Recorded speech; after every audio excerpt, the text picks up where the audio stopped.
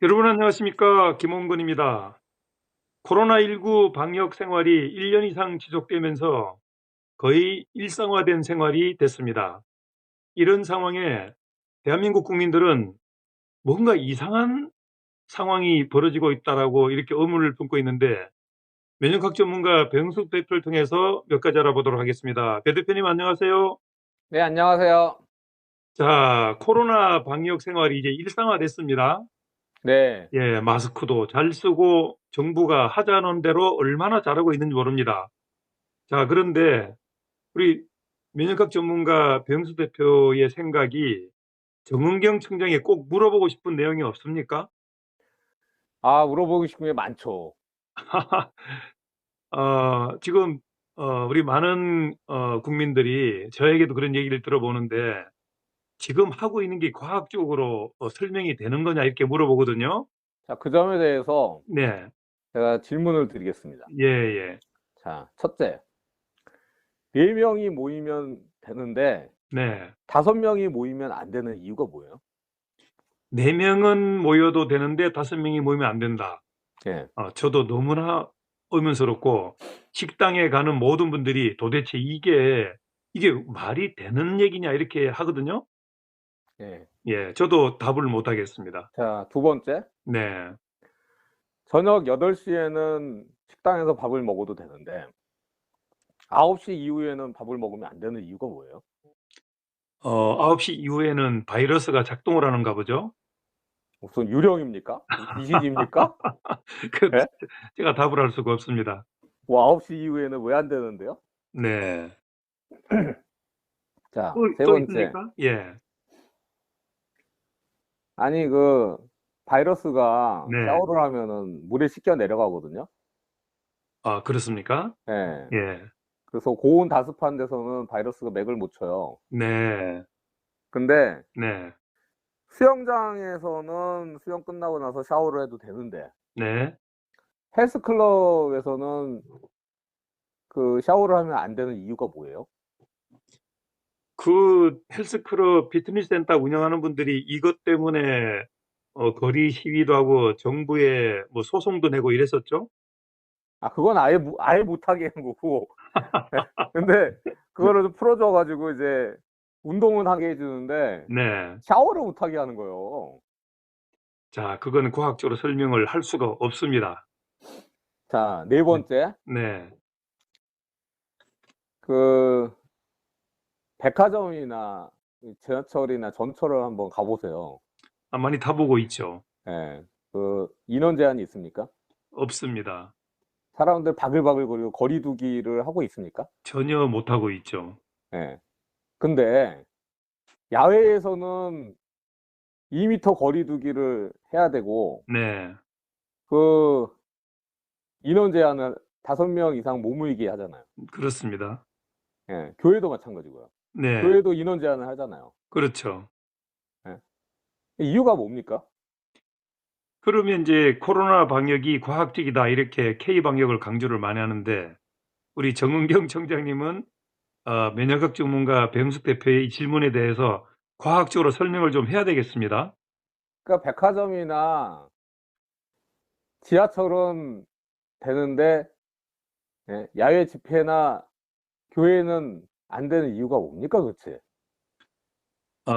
제가 설명할 수는 없고, 우리 정부 측에서 이런 발표를 하고 지금 대한민국 국민들을 이렇게 일구고 있으니까 정부가 나서서 과학적으로 설명을 해야 되지 않겠어요?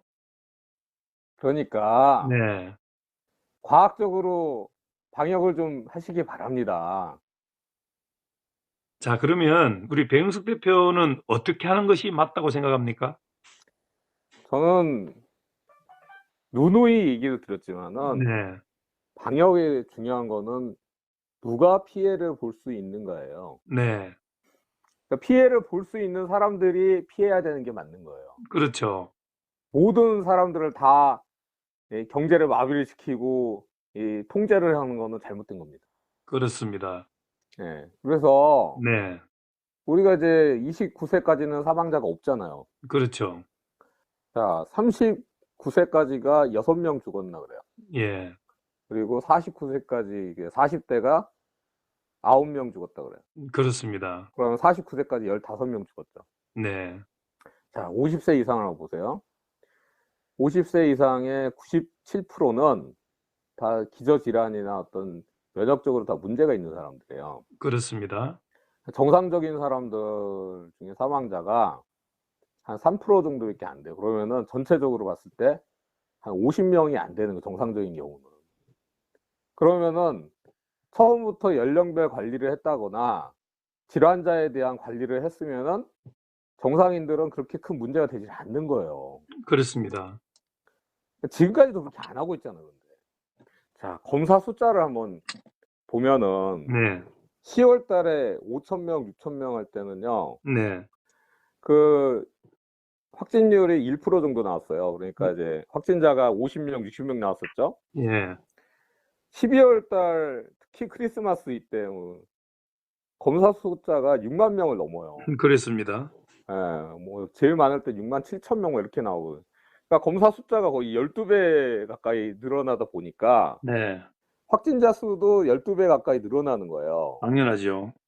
거기다가 이제 겨울철 효과가 또 있잖아요. 그러니까 겨울철에 보통 여름보다 감기 환자가 5배에서 10배가 나와요. 네. 근데 얼마나 사람들이 노력을 하면은, 예? 네. 그 확진율 자체는 지금 1%대로 내려왔거든요. 네. 겨울인데도 불구하고. 근데 검사 숫자는요, 아직도 4만 명, 5만 명 하고 있잖아요. 그렇죠. 10월 달에 5,000명, 6,000명 했었잖아요. 네. 그때보다도 10배 가까이 지금 검사를 하고 있는 거예요. 예. 그러니 그때 50명, 60명 나왔다 그러면은 지금 500명, 600명 나오는 게 너무나 당연한 거 아닙니까? 당연한 결과죠. 그리고 코로나 통계에서 가장 큰 문제점이 뭐냐면은 네. 정확한 감염자 수를 계산을 안 한다는 거예요. 네. 자, 520만 명을 검사를 했는데 7만 3천 명의 확진자가 나왔다. 네. 그럼 5,200만 명이면은 몇 명의 예? 확진자가 나오겠습니까? 뭐 70만 명이 되겠죠? 73만 명이 되는 거죠, 그냥 네. 이렇게 해도. 근데 지금 양성률, 그러니까 이제 확진율 자체 누적된 게 1.4% 정도 나와요. 네. 그럼 5,200만에 1.4% 정도 나오면 거의 한 73만 명 나오는 거예요. 그렇습니다. 그런데도 이 치명률 계산을 할 때 그 전체 감염자 수로 사망자를 나누는 게 아니고 확진자로 나누다 보니까 10분의 1이 축소가 되는 거예요. 네. 그러면은 10배 차이가 나는 건데 누적 그 치명률이 1.4%라 그러면은 예? 그 10배면 0.14%로 떨어지게 되는 거예요. 당연하죠. 치명률 공식이 사망자를 전체 감염자 수로 나누기 때문에 네. 전체 감염자 수가 10배가 된다 그러면 치명률은 10분의 1로 떨어지는 거잖아. 당연하죠. 예. 그래서 이 전체 감염자 수 그리고 치명률 그다음에 항체 검사도 그렇고 지금 전부 다 안 맞는 거예요, 지금. 예? 그러면 정부 관계자나 예. 이 뭐 면역학 전문가가 또 대한민국에 많이 있잖아요. 아, 근데 생각보다 적더라고요. 아, 그렇습니까? 예, 면역학 전문가가 이렇게 적은 줄 몰랐어요. 근데 지금 정부 조직은 얼마나 커졌습니까? 그리고 예. 감염학회나 감염내과 교수들이 네. 최소한 코로나는 몰라도 네. 감기나 독감에 대해서는 알아야 되는 거 아니에요? 아, 그건 너무나 잘 알겠죠. 근데 하는 걸 보면 감기 독감도 제대로 모르는 사람들처럼 얘기하잖아. 예. 그러니까 어쨌든 1년에요. 예. 감기나 독감으로 죽는 사람이 제가 얘기했죠. 3,000명 정도 된다고. 네. 그중에 2,400명이 독감으로 죽는다고. 그렇죠. 자, 독감 백신도 있고 그다음에 타미플루 같은 치료제도 있어요. 네. 그런데도 2,400명이 죽는 거예요. 네, 그렇습니다. 코로나는 작년에 1년 동안의 데이터가 917명 죽은 걸로 나와요. 예. 백신도 없고 치료제도 없어요. 네. 그런데 917명밖에 안 죽은 거예요. 예. 독감이나 감기랑 비교했을 때 예? 그렇게 무서운 바이러스가 아닌 걸 우리나라에서는. 그럼 왜 그런 차이가 나느냐? 네. 네? 미국이 42만 명이 죽었다 그러고, 뭐 브라질이 21만 명이 죽었다 그러고, 뭐 영국이 9만 명이 넘게 죽었다고 하는데, 또 비교를 하죠. 예? 이 동아시아 지역 한번 보세요. 그러면은 몽고 2명, 뭐 캄보디아, 라오스, 북한은 사망자 없다 그러고, 대만 7명, 싱가포르 29명, 그리고 베트남 35명, 뭐 태국이 한 70명 정도 된다 그러고. 네. 이게 바로 면역력의 차이인 거예요. 그렇습니다. 네, 면역력은요, 인종에 따라 다르고, 민족에 따라 다르고, 지역에 따라 다릅니다. 그래서 이거를 일반화시키면 안 되는 거예요. 네. 좀 더 궁금하신 거 있으신가요? 근데 보통 일반인들이 생각할 때 네, 뭐 코로나, 뭐 감기, 독감 이거 아니더라도 네, 되게 대한민국에 1년에 네. 사망자가 한 30만 명 나오지 않습니까? 한 달에 한 2만 5천 명 사망자 한 달에 나오죠. 2만 5천 명 정도 나온다는 얘기죠. 네. 예. 근데 이거를 이제 코로나19로 국한해서 이렇게 한다는 자체가 너무 국민들은 이해가 안 가는 거죠. 제가 아까도 얘기 드렸지만은, 49세까지 15명 정도 죽고, 50세 이상의 97%는 다 면역적으로 문제가 있는 사람들이고 기저질환이 있는 사람들이라고 얘기 드렸잖아요. 그래서 그렇죠. 정상인은 3% 예, 정도 3%밖에 계산하면은, 안 된다. 한 50명 정도밖에 안 된다고 얘기를 했잖아요. 예. 자, 한 달에 교통사고 나서 죽는 사람이요 300명이 넘어요. 당연하죠. 어느 게 더 많은 거예요. 아이고, 비교가 됩니까, 그게? 그리고 우리 1년에 자살해서 죽는 사람이 13,800명에서 한 14,000명 정도 돼요. 예. 그러면은 그게 더 많은 겁니까? 1년 동안 917명 죽은 게 더 많은 겁니까? 자살자가 너무나 많이 늘어났습니다. 예. 아니, 어려우니까, 살기가 어려우니까 극단적인 선택을 하는 거죠. 네. 좀 제정신 좀 차렸으면 좋겠어요, 좀. 그리고 이제 지금 우리가 종식 얘기를 하는데 사실은 코로나19 종식이라는 건 없잖아요?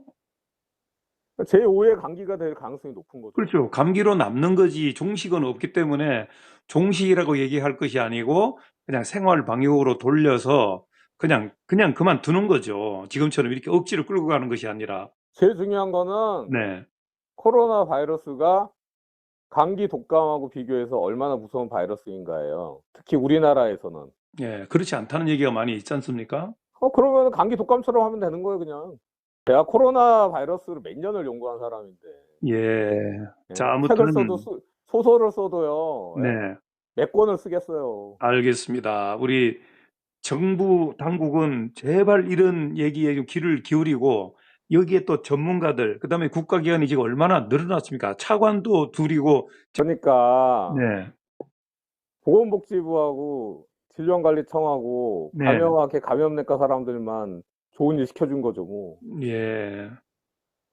자, 어쨌든 정은경 청장님은 아까 여러 가지 질문했던 내용에 대해서 과학적으로 설명을 해 주시길 바라는 마음을 갖고, 자, 지금까지 면역학 전문가 배용석 대표 함께 했습니다. 말씀 감사합니다. 고맙습니다.